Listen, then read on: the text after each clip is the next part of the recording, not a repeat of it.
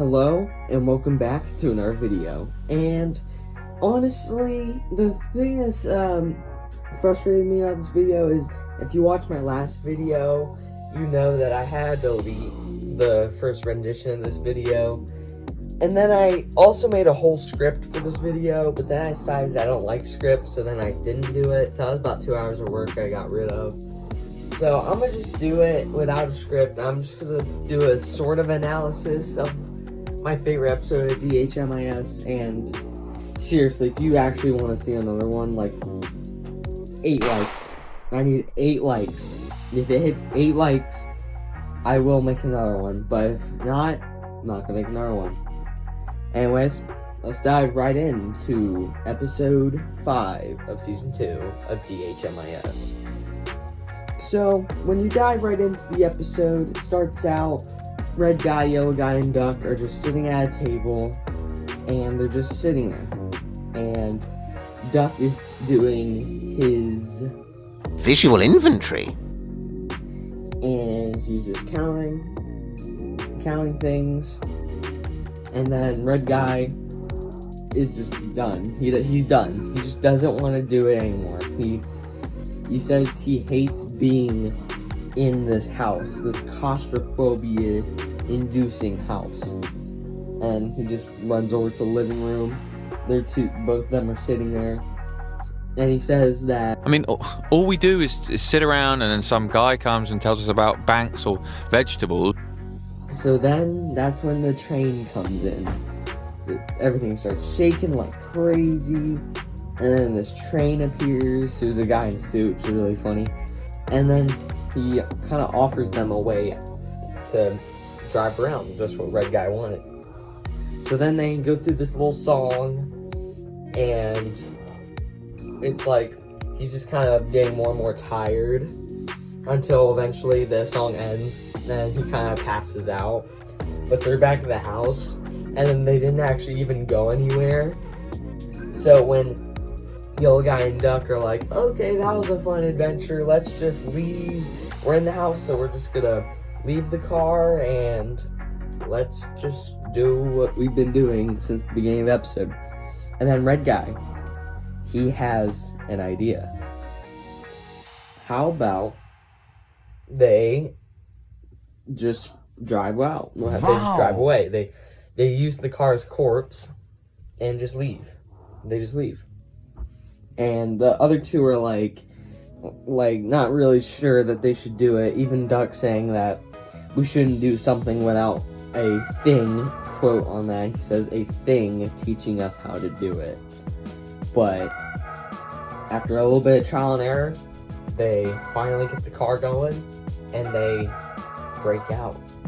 They see the world for the very first time. Like, they've never been outside before, like this. And honestly, just put in my little personal thought in that. I think it's amazing to where, like in my episode ranking video, I mentioned briefly on it that when they got out, it was like the theme was to me at that part was that like you want to do something, but like you don't. You're just like in this case, you're just in a house and you're not doing anything. And in this case, they do something about it. So they just drive and they don't have a clear destination, and they're just driving. And I think that's so cool. And then after a little bit of driving, the GPS puppet thing turns on and tells them that they should just go home. Of course, Red Guy's not doing that. He's not gonna do that. He's just gonna want to go somewhere. So he just asks, take us somewhere new. And the GPS says there was this place called Clay Hill, but it was destroyed.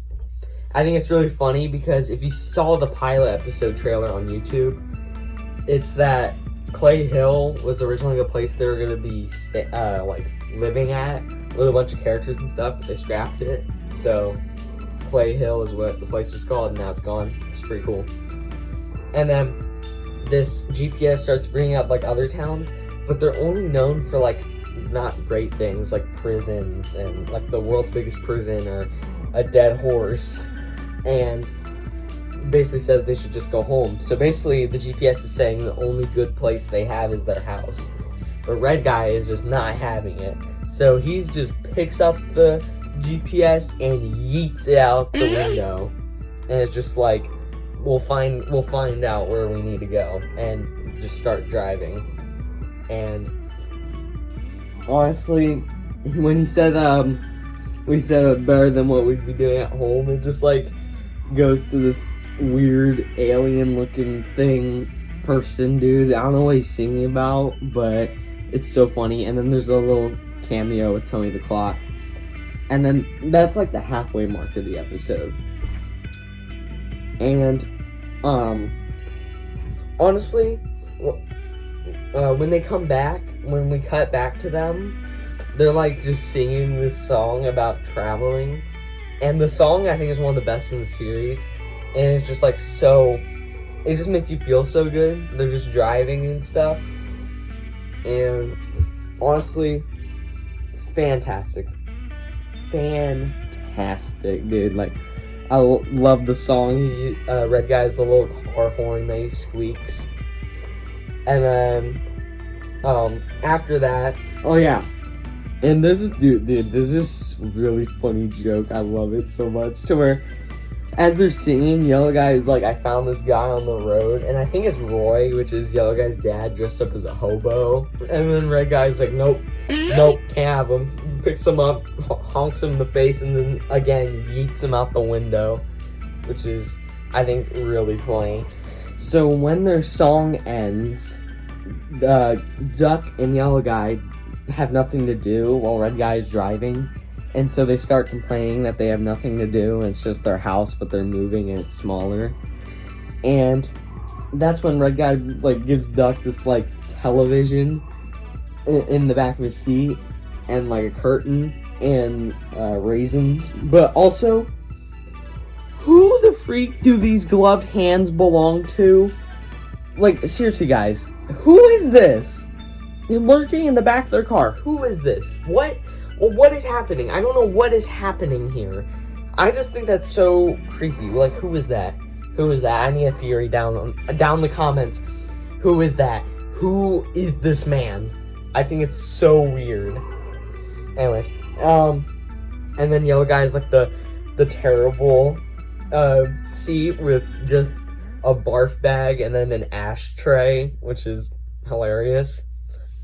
But then like Red Guy notices like he don't got a good seat, so like he tells them that when they get somewhere they'll have a community and they'll live in their own houses and be neighbors and all that. And then that's when Yellow Guy goes in his dream sequence, to where I feel like this is the most talked about part of the episode, is when it's him imagining being in a community, and it's narrated by Leslie, I'm pretty sure, and it's just him imagining it, him being a neighbor to Red Guy, and then a neighbor to all these other people, and then people give him like a bird, and then the bird flies out of the box, the bird flies across the road, Yellow Guy goes across the road, gets hit by a car. We all know. If you watch the HMIS like videos, a lot of people talk about this. But then Yellow Guy wakes up to a dead bird on his window, and Red Guy is just like still driving, and it's kind of darker, and they're starting to notice that their car is running out of gas. It is running out of gas, so they're gonna have to like, they're gonna lose like their transport soon. And then it's even worse. So when Duck, I forgot to mention this earlier. I totally forgot to mention this. I'm so dumb. But when Duck brought up, or like when Duck was watching, like picking what show to watch on the TV, the watch box, the show he chooses, this is interesting, is the show that they watch at home. In the past episodes, you know, Havris and Grolton, Havris, I don't know which order it is, but it's that show. And it's the show they just watch at home. So they're doing all these new stuff, but Duck is still choosing the same old show, which I think is pretty interesting. But when the TV goes out, anyways, back on track to the part I'm at here is when Duck's TV screen goes out, because they're running out of gas. Duck says that he'll never know if Grolton made his appointment for his gum disease. It's kind of funny, but what Red Guy says is so awesome. This is what he says. Obviously he will. He always does. What do you mean? Grolton always makes his appointment, and no matter what happens, they start the next episode back at home. Dude, I tell you that those words honestly kind of give me chills, because it's what happens in the show that he's watching, of course, but it's also what they've been doing. They've always been resetting every episode, which is crazy. I think that's so awesome. But now it gets even worser. That's a word. I made it. And then, because the train guy, he wakes up, and they're like kind of panicking a little bit now, because the train's like, where am I, and why are we this far? And he says I shouldn't be this far because he gets dizzy when he gets this far, apparently, and he needs his black oil stuff that he drunk earlier in the episode. But when Yellow Guy grabs the bottle, it's empty. So Red Guy offers to make more, and he asks what's in it.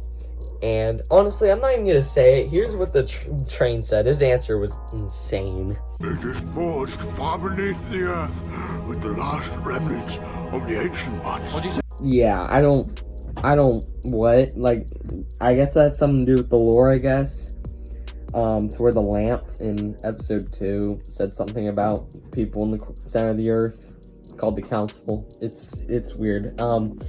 But basically after all this happens, they start panicking. Like, Red Guy's screaming, Duck's complaining, but Yellow Guy, he notices something. That outside, out in the outside world, like, it used to look all cartoony and stuff, like how it usually looked for the whole episode, but it starts glitching. And when Duck says there's something out there, and they all start looking outside, to where the outside world glitched to where it just like cut off, and instead it was replaced by the real world, and they were driving this landfill, and they don't know what to say, they don't know what to think. It's completely silent when they're just looking around. They don't know what to make of it. And then eventually the car stops moving. They get out and they explore a little bit, and then they prepare to make camp. And while they're around their fire, Red Guy is saying that someone should turn up eventually, and Duck starts doing his visual infantry again. But Yellow Guy hears a voice. It was Leslie's voice talking. And then before he has time to react, cuts to a gloved hand putting their car down towards their house, with her saying this. The journey always ends up back at home. And that was the end of the episode. So there's a lot to say here. Probably should say why this episode's my favorite, like, more in depth. So I love the road trip vibe. Is it just me? I love the road trip vibe of this episode. They're just having fun, driving, just driving. They're just driving, and it's something about that I love so much. And the whole themage, I think, to where, come on, you just gotta, like, go places. Even when you feel like you don't want to, just go, like they did. And the lore stuff is insane with the people at the center of the earth, and then Leslie at the end. Insane stuff. Honestly, that's probably the end of the video. I have not much more to say on it. I just thought I'd do a little quick, some kind of analysis video, a little quick thing. Remember, 8 likes if you want to see another one. If you want to see another one, 8 likes. It's gotta happen, or else I'm not doing another one. So like the video, subscribe if you are new here and you like my type of content. Comment down below, what is your favorite DHMIS episode, if you have seen it. Definitely genuinely curious to see what you have to say. And that's all from me, and I will see you in the next video. Bye bye.